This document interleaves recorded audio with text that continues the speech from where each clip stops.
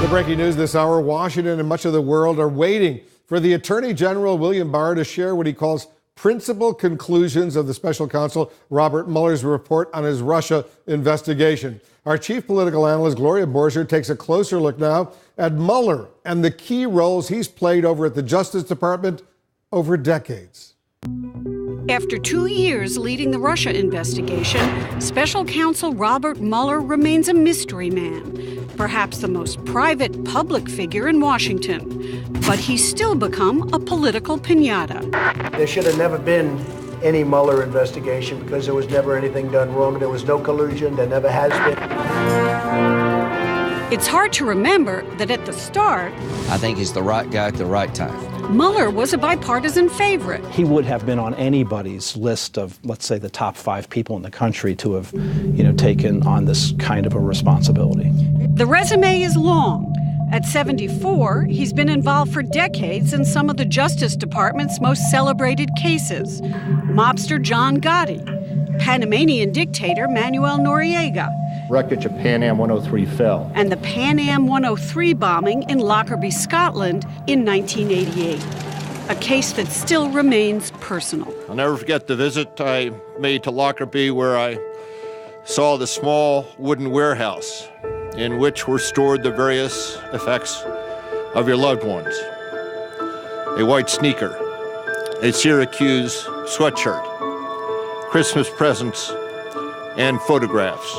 He's been effectively the same Bob Mueller in every place he has ever worked, whether that was the U.S. Attorney's Office in San Francisco in the 1970s, whether that was the George H.W. Bush administration in the 1980s, whether that was the D.C. Homicide Prosecutor's Office in the 1990s, or the FBI in the 2000s. He is hard driving, he's tenacious, he is incredibly thorough, and has a very strong sense of right or wrong.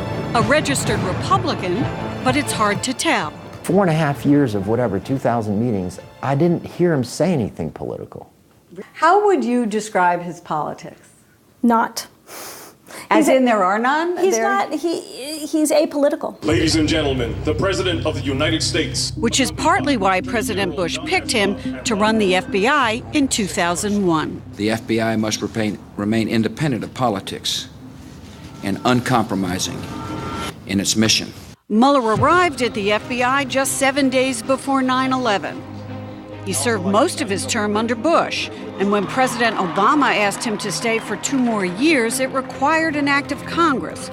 The Senate approved 100-0. His M.O., a by-the-books guy, even after hours. People told me after the Christmas party, we're going to the director's house, a guy who never really interacts with us, that at the end of the party, that he would flick the light. So it's going 7 to 9 at 9:03. He's like, well, it's on the invitation, it's 7 to 9, it's 9:03, lights on, that's kind of a signal. He was in the office between 6 and 6:30 every morning, and he would always plop his briefcase down on the chair opposite my desk, not sit down and kibitz or shoot the breeze. Immediately, what's happening, what's going on? I never saw insecurity or nervousness, ever. Ever? Never? Never. There's not a lot of back and forth. Very quickly, you're going to go through the details of the case. Would you assume that he is managing the special counsel investigation the same way? Oh, heck yes. I wouldn't assume it. That is his, it's not like a professional choice. That's his DNA. What's going on today? What do you got? What do you got? What do you got? I don't want to hear a lot of noise. I want to hear what the facts are. Let's talk about it. What's your judgment? What do you think? Okay, next, here's our decision. Let's move on. Let's go. Showing up at the special counsel's nondescript office at the same early time every day, always avoiding the spotlight. So much so that spotting Mueller anywhere became a bit of a Washington parlor game. Mueller grew up in the wealthy Philadelphia suburbs and attended an elite boarding school, a classmate of John Kerry, then to Princeton. But the combat death of college friend David Hackett in Vietnam inspired Mueller to join the Marines. He was wounded in combat, shot through the leg, received a Bronze Star with Valor, Purple Heart, and was right back in the fight a couple of weeks later. In some sense, you feel that you have been given a second lease on life, and you want to make the most of it to contribute in some way. After graduating the University of Virginia Law School, Mueller soon found his way to the Department of Justice and remained there for most of the next 4 decades. My colleagues here at the Department of Justice, past and present. With 2 short breaks to give private practice a try. Bob Mueller has been notoriously unhappy every time he has tried to be in private practice. He just can't defend guilty people. He'll meet with a client, they'll explain his problem, and he'll say, well, it sounds like you should go to jail then. You know, that... So he'll tell his client... It sounds like you're guilty. Bob Mueller is someone who sees the world in very black and white terms. By 2004, Mueller was running the FBI when his phone rang. It was James Comey, then Deputy Attorney General. It was the first time Mueller and Comey would find themselves in a very controversial legal drama. I was very upset. I was angry. Comey was worried the Bush administration was determined to keep a warrantless eavesdropping program that Mueller, Comey, and their boss, Attorney General John Ashcroft, thought was illegal. But Ashcroft was in the hospital recovering from surgery, leaving Comey in charge.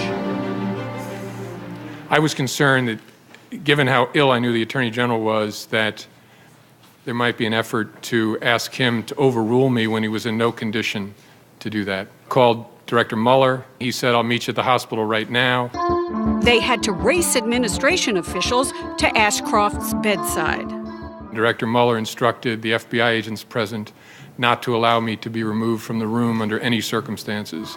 In the end, Ashcroft backed Comey and Mueller. He enlisted Bob Mueller because he knew that Bob Mueller had this incredible nonpartisan reputation in Washington. Now, Trump views Mueller's relationship with suspicion. His best friend is Comey, who's a bad cop.